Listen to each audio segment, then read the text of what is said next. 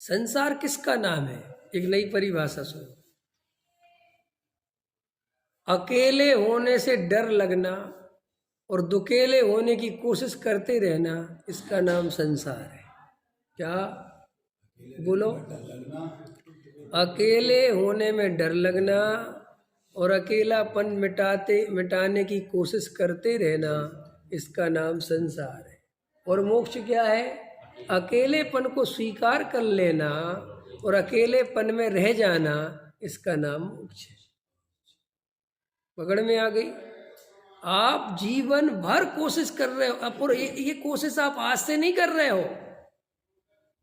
जब आप छोटे से थे, देखो आप बच्चे को ये डालते हो सब, जैसे छोटा सा बच्चा है, वो अकेला दुकेला नहीं जानता, छोटा सा 2 साल का, उसको तो कोई खिलौना दे तो खेलता रहता है। लेकिन माँ बाप ये अकेला मत छोड़ना, उसको अकेला मत छोड़ना, अकेला मत छोड़ना।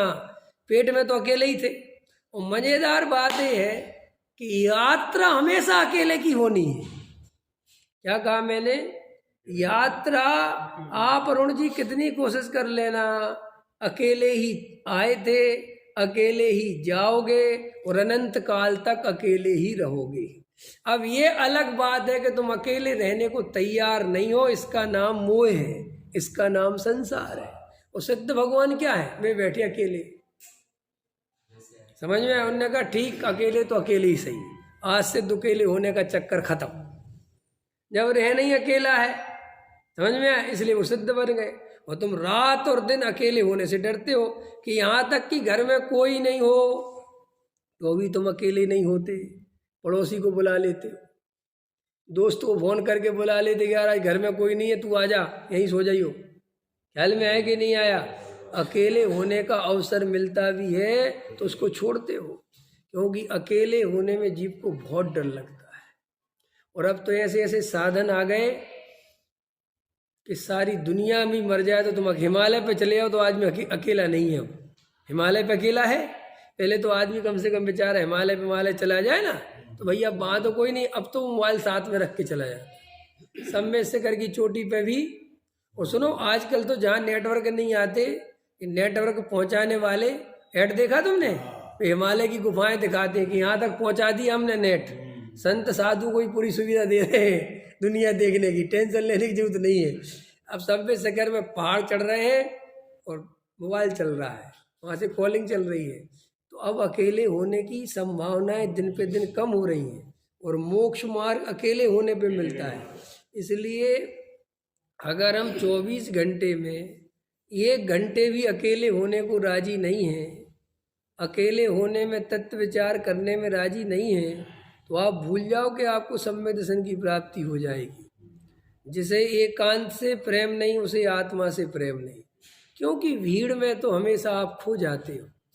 जहाँ भीड़ इकट्ठी हुई वहाँ आप भीड़ के जैसे हो जाते हो, आप नहीं रह जाते। फिर जैसी भीड़ वैसे आप। ख्याल में आए कि नहीं आए? एकांत में आपको पता चलता है कि मैं कैसा हूँ। संजोगों के बीच में बैठ के तो आप वैसी बातें बनाते हो, यहाँ मंदिर में आके तो कैसी बातें करोगे? कैसी करोगे? मंदिर जैसी। और भैया स्वाध्याय क्या चल रहा आपका? और बढ़िया सब, समझ में आया? और अच्छा सब कैसी बातें करते ना, पूजन आज बड़ा, और कौन सी पूजन क्रिया चाहिए जैसे बड़ी है कि नहीं। और बाहर निकलते दूसरी भीड़ आ गई, व्यापार की भीड़ आ गई, तो व्यापार वाली बातें करने। घर में पहुंचे तो पत्नी वाली बातें करने लगे, सब्जी में क्या रखा है, सब्जी में क्या चाहिए, वैसी बातें करने लगे। और आगे चलो बच्चों के बीच में तो बच्चों जैसी बातें करने लगे। माने आप भीड़ में अपने को पूरी तरह भुला के रखते हो, आपको पता ही नहीं चलता आप क्या कर रहे हो। इसलिए आपको पता कब चलेगा? जब आप एकांत में अकेले में आंख बंद करके ज्ञाता दृष्टा होकर बैठोगे, तब आपको पता चलेगा कि मैं कौन हूँ, मैं क्या कर रहा हूँ, मेरे अंदर क्या भाव चल रहे हैं। मैं इतनी बातें बनाता रहता हूँ, बोलता रहता हूँ, बेहोशी में ये क्या क्या बोलता रहता हूँ। ये जब तुम्हारा दीपक थोड़ा बहुत जलेगा, जब तुम्हारे ज्ञान में उजाला होगा, प्रकाश होगा, तब तुम्हें उस प्रकाश में धीरे धीरे आत्मा की झलक मिलना चालू होगी। तब जाके कहीं कालांतर में आत्मानुभव की स्थिति बनेगी।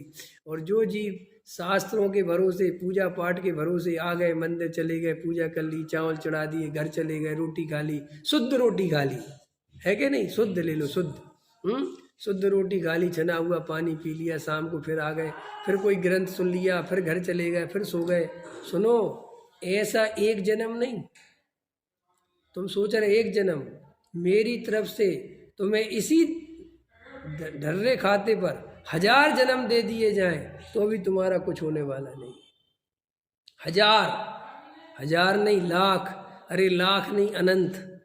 तुम लगाते रहना, इसे पूजा पाठ करते रहना, चावल चढ़ाते रहना, पूजाएं पढ़ते रहना, शास्त्र सुनते रहना, सुबह शाम सुन के घर चले जाना, और एकांत में बैठ के अगर तत्व विचार नहीं करोगे, जो जीव, सुनो, जो जीव एकांत में बैठ के तत्व विचार नहीं करते, वे अपने को मुमुक्षु कहने के अधिकारी नहीं है, वे अपने को तत्व प्रेमी कहने के अधिकारी नहीं है, वे अपने को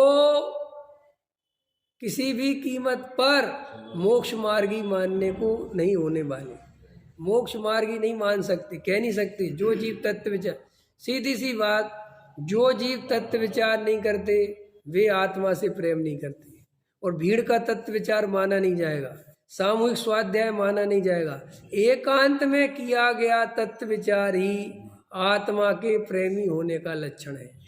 जिन्हें आत्मा से सच्चा प्रेम है वे तत्व विचार नियम से करते ही करते हैं, और जिन्हें आत्मा से प्रेम नहीं है वे तो मुँह में ही समय सार सुनते हैं और मुँह में ही व्यापार करते हैं।